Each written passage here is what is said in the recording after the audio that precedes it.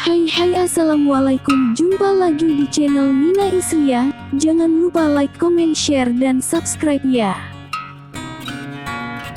Untuk meraih kekhusyuan dibutuhkan berbagai usaha, antara lain dengan tidak menyerupai gerakan atau keadaan binatang saat menunaikan salat.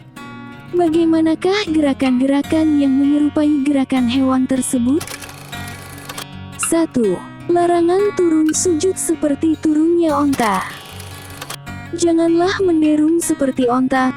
Rasulullah Shallallahu Alaihi Wasallam bersabda, jika salah seorang dari kamu berkehendak sujud, maka janganlah dia menderung sebagaimana menderungnya onta, maka hendaklah ia meletakkan kedua letak tangannya sebelum kedua lututnya. Hadits sahih diriwayatkan oleh Ahmad dan yang lainnya. 2. Larangan menghamparkan tangan seperti binatang buas. Dari Anas bin Malik, dari Nabi Shallallahu Alaihi Wasallam, beliau bersabda, seimbanglah di dalam sujud, dan janganlah seseorang dari kamu menghamparkan kedua lengannya sebagaimana terhamparnya kaki anjing. Hadits riwayat Al-Bukhari, nomor 822, dan Muslim, nomor 493. 3. Larangan menoleh seperti musang. Dari Abu Hurairah radhiyallahu anhu, ia berkata, Rasulullah Shallallahu Alaihi Wasallam memerintahkan aku dengan 3 perkara dan melarangku dari 3 perkara. Memerintahkan aku untuk melakukan salat duha 2 rakaat setiap hari, witir sebelum tidur, dan puasa 3 hari dari setiap bulan. Melarangku dari mematuk seperti patukan ayam jantan, duduk ika seperti duduk ika anjing, dan menoleh sebagaimana musang menoleh. Nabi Muhammad Shallallahu Alaihi Wasallam juga bersabda, Allah senantiasa berada di hadapan seorang hamba ketika ia sedang salat, selama ia tidak menoleh. Jika ia menoleh, maka Allah berpaling darinya. Hadits riwayat Abu Dawud, nomor 909. 4. Larangan sujud dengan cepat seperti ayam mematuk. Dari Abu Abdullah Al-Asy'ari radhiyallahu anhu, bahwa Rasulullah Shallallahu Alaihi Wasallam melihat seorang laki-laki tidak menyempurnakan rukuknya dan mematuk di dalam sujudnya ketika ia sedang salat. Lalu Rasulullah Shallallahu Alaihi Wasallam bersabda, jika orang ini mati dalam keadaannya ini, maka ia benar-benar mati tidak di atas agama Muhammad Shallallahu Alaihi Wasallam.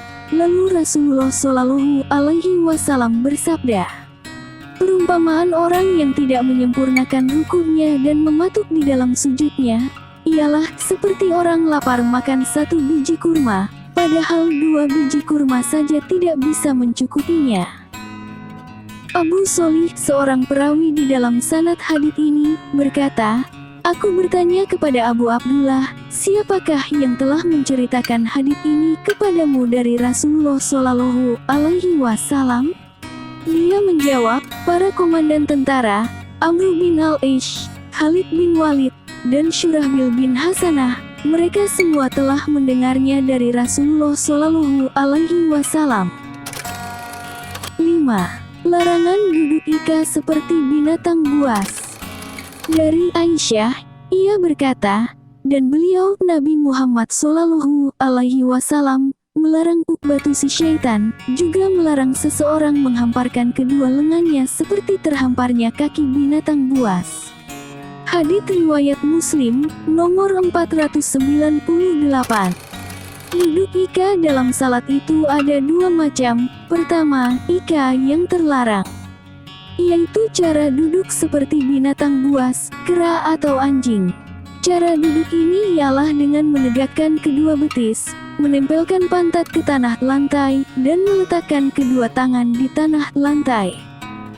Kedua, ika yang boleh, yaitu meletakkan pantat di atas 2 tumit pada waktu duduk di antara 2 sujud. Hal ini disebutkan di dalam beberapa hadits. 6. Larangan menggerakkan tangan ketika salam seperti ekor kuda. Dari Jabir bin Samurah radhiyallahu anhu, ia berkata, Aku salat bersama Rasulullah Shallallahu Alaihi Wasallam. Kami dahulu jika salam dari salat, kami mengisyaratkan dengan tangan kami, Assalamualaikum, Assalamualaikum. Kemudian Rasulullah Shallallahu Alaihi Wasallam melihat kami, lalu beliau bersabda, mengapa engkau memberi isyarat dengan tanganmu, seolah-olah ekor-ekor kuda yang tidak tenang? Jika seseorang dari kamu salam dari salatnya, hendaklah ia menoleh kepada saudaranya, dan janganlah ia memberikan isyarat dengan tangannya. Hadits riwayat Muslim, nomor 431, dan lain-lain. Kami sering melihat ada sebagian orang melakukan salat, ketika salam, ia membuka telapak tangannya ke arah kanan dan kiri. Sepantasnya mereka mempelajari tata cara salat dengan baik supaya dapat melakukan salat itu sesuai dengan tuntunan Nabi Shallallahu Alaihi Wasallam. Demikian ini sedikit keterangan tentang larangan menyerupai keadaan atau gerakan hewan di dalam salat. Semoga bermanfaat bagi kita. Wallahu a'lam. Akhir kata, wassalamualaikum warahmatullahi wabarakatuh. Ditunggu next video kita selanjutnya ya. See you.